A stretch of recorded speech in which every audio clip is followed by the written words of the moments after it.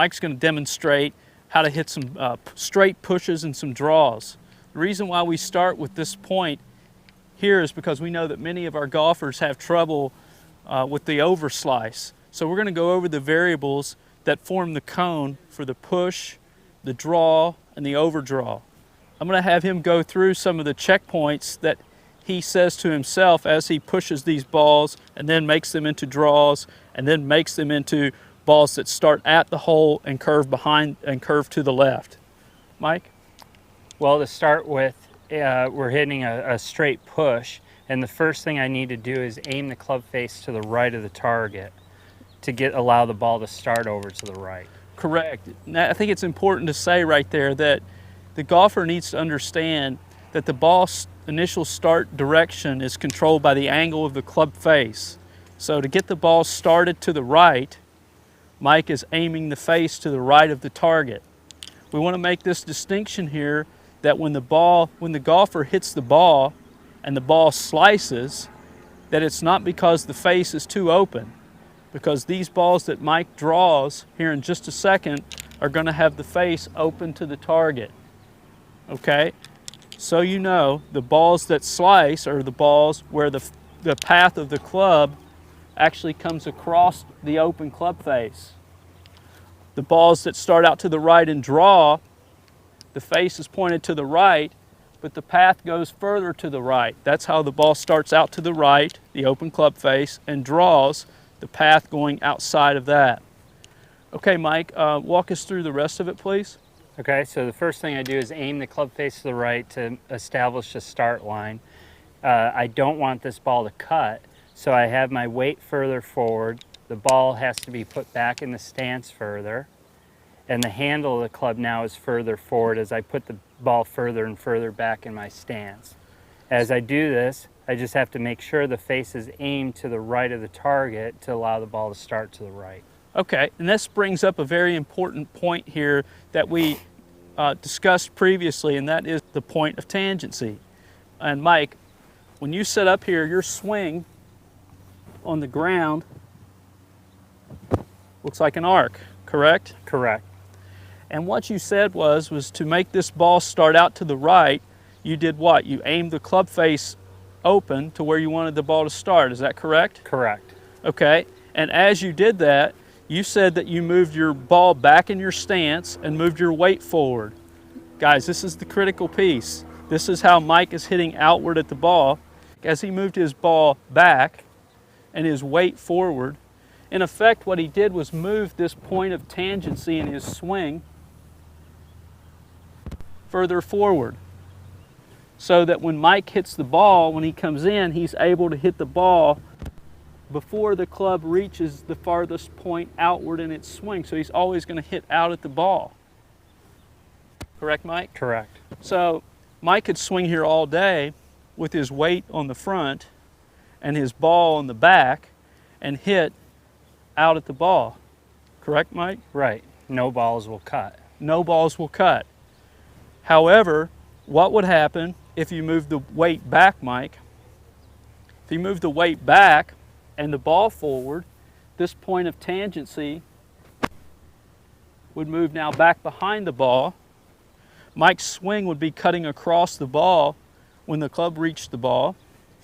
That would impart a path that was going to the left and make it difficult for any ball to do anything but slice. Okay? Now, Mike, I'll move these clubs here for just a second. In a lot of our clinics that we do, I think it's a powerful illustration to actually see the balls fly.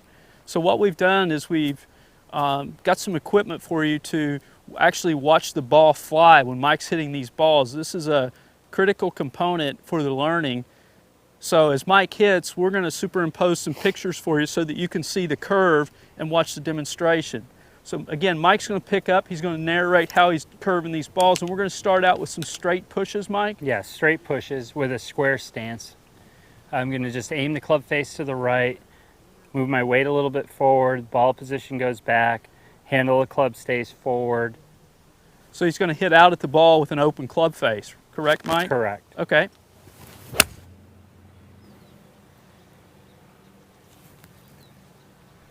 Okay. You'll notice, guys, if I hold a club here on Mike, okay,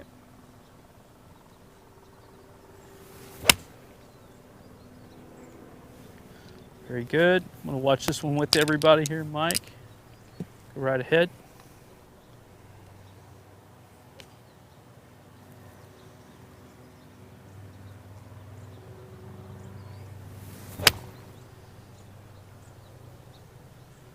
Beautiful. Straight push. Straight push. Okay.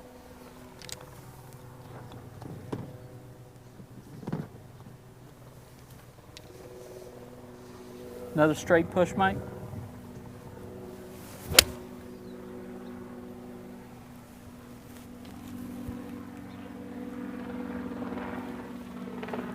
What you got there? Straight push. Straight push. Now, as we said, if I wanted to turn that straight push into a little draw, the only thing I'd have to do is adjust the club face. Okay.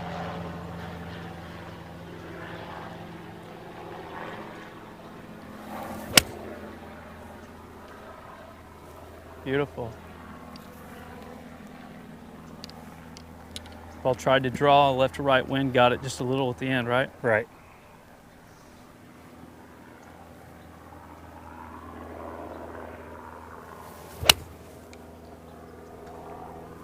Beautiful.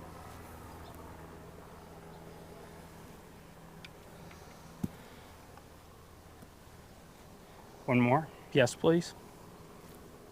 Another draw, please, Mike.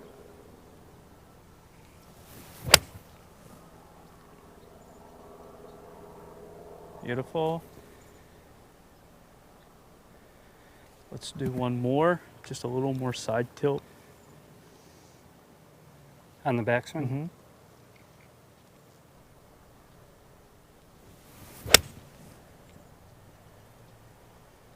Beautiful. One more, please.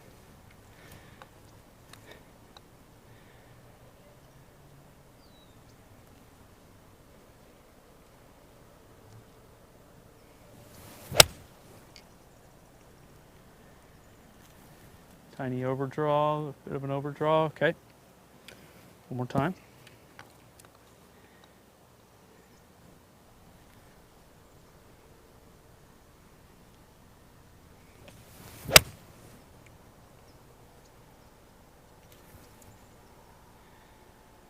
Very good.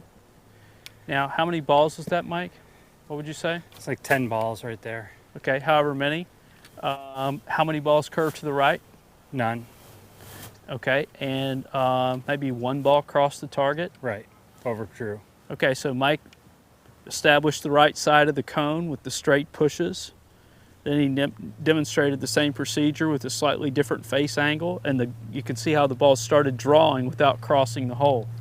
Mike, what happens if you do the same procedure now and you put the face square to the target like we're taught mostly to do? If you do the same, Aim at the target. Aim at the target. If I aim at the target with my weight forward, handle forward, so the path of the club swinging out, the ball starts straight and then start hooking away from the target.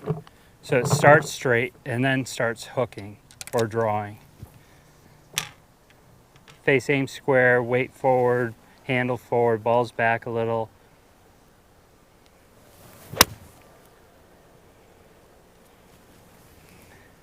Significant curve, right? Big overdraw. Couldn't play like that, right? Point here, guys, is that Mike's doing a demonstration here on how to hit the ball swinging out at the ball. But if he swings out and he aims the club square to the target, he's going to hit this huge curving hook. This is going to lead the golfer to have to make some sort of observation about their swing. Okay, you guys are going to have to be able to watch these tapes, watch these DVDs, and you're going to have to use your ability to evaluate what you're doing. So what we're trying to communicate here, what we're trying to do is help educate you as to which pieces to adjust. Right, a lot of times people just say, well, I made a bad swing. Well, my swing was the same on all of these shots. What was bad about it? Exactly. Right. And the face angle was the only difference, really, significant difference in all these balls that I've hit. Yeah, I mean, ultimately, whatever you did made the face too closed. Correct, Mike? Right. Okay. because we're going to go down a checklist of things that would make the face too close.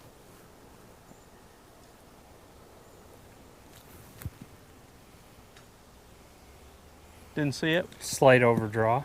Okay.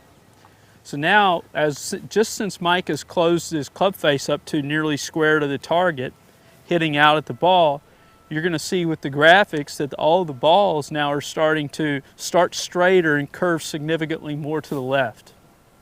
Okay? One more. One more, please.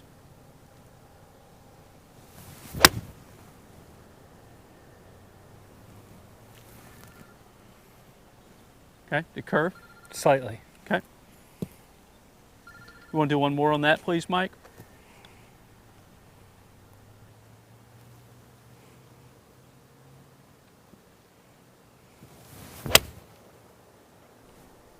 That was a good one. Very good. Drew, but didn't overdraw. Okay.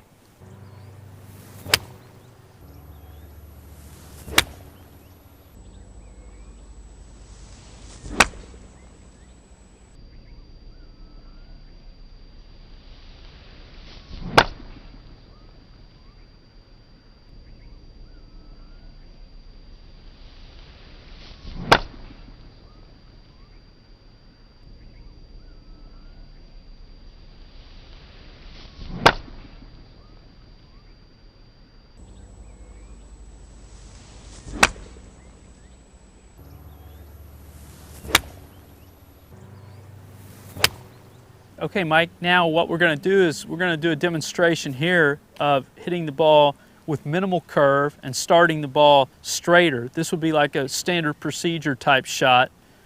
Mike, what's the adjustments from the basic motion or from hitting the ball further back on the circle towards the point of tangency? So trying to hit a straighter shot.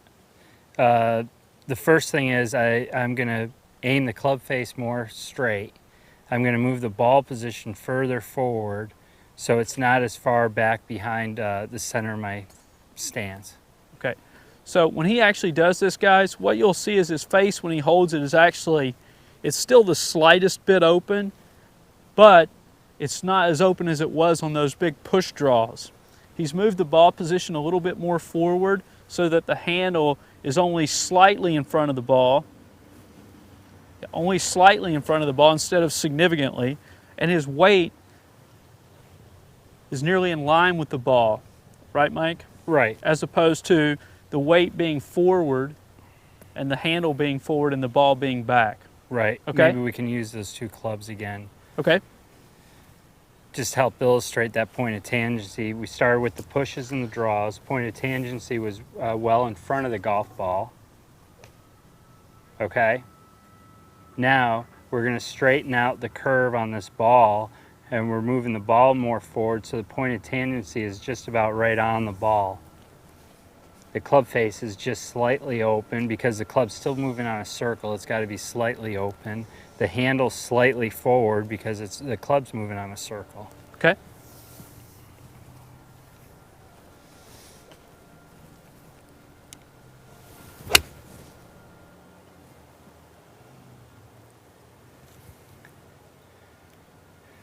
Very straight.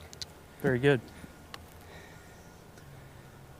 Again, I want to make the point here that you can see that while Mike's demonstrating these curves, is that the bottom of the swing, control of the bottom of the swing has been impeccable throughout the demonstration.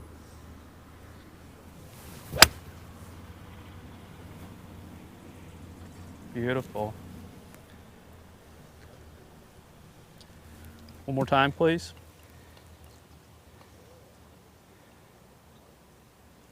Again, I moved the ball more up in my stance, so it's right. My weight is right on the point of tangency with the ball.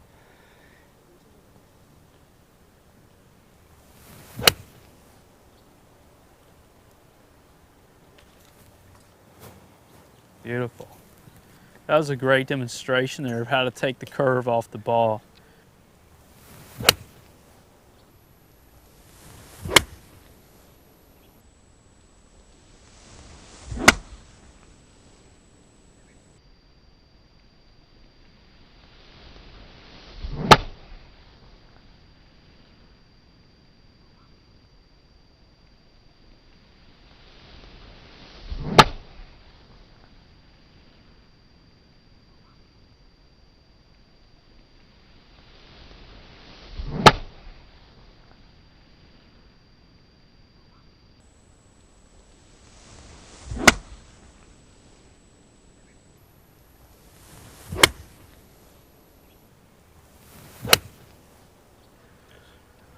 We just discussed the variables involved in hitting out at the ball.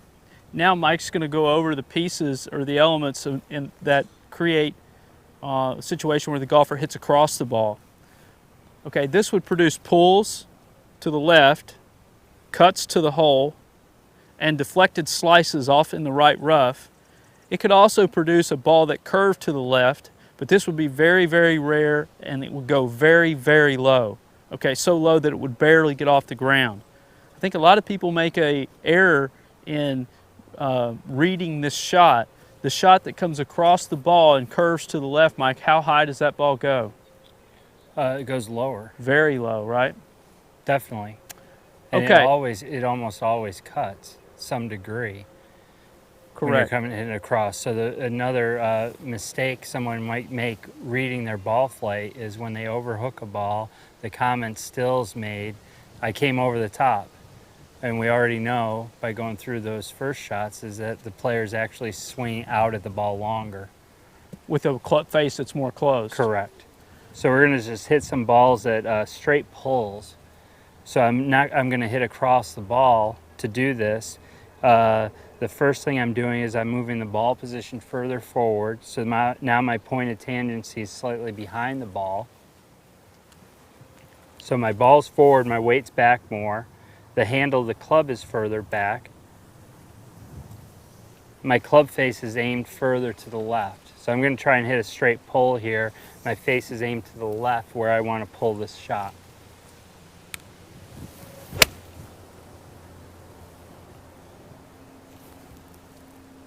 Very nice.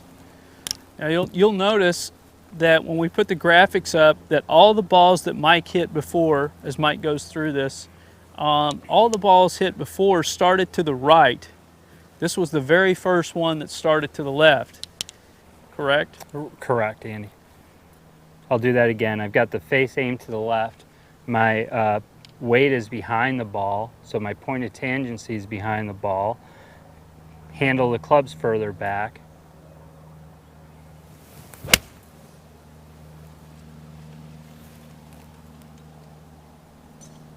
Another straight pull.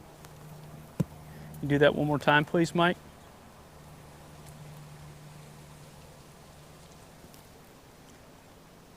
Handle back, ball forward, face turned to the left, closed.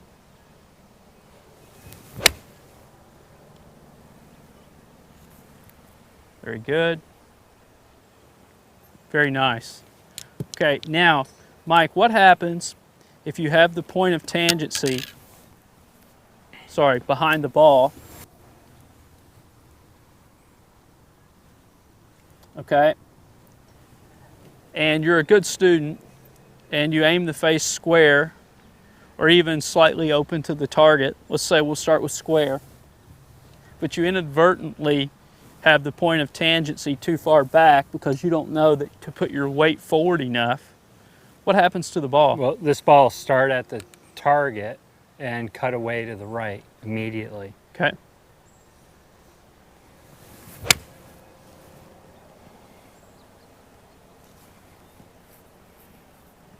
High slice. High slice, that's like an epidemic in golf. Our point here is that golf instruction has taught people to, all the golf lessons, the golf books, the golf videos, has taught people to shift their weight back. The amateur golfer, without the perspective of how fast the professional moves forward, the amateur golfer moves his weight back like this, doesn't come forward fast enough, inadvertently swings across all the balls. They aim the club like they think they're supposed to, square to the target, so the ball starts straight and slices into the right rough. Our point is that, and we've said this before, if all the golf lessons and all the golf videos and all the golf books ever given told people to shift their weight to the front on the backswing and simply to take the hands inward, then the masses of people, the golf population as a whole, would be doing what to the ball, Mike? They'd hit the ground further forward and they'd draw the ball. They'd push and draw the ball. We would have a golf population, if anything, that was biased towards drawing as opposed towards slicing.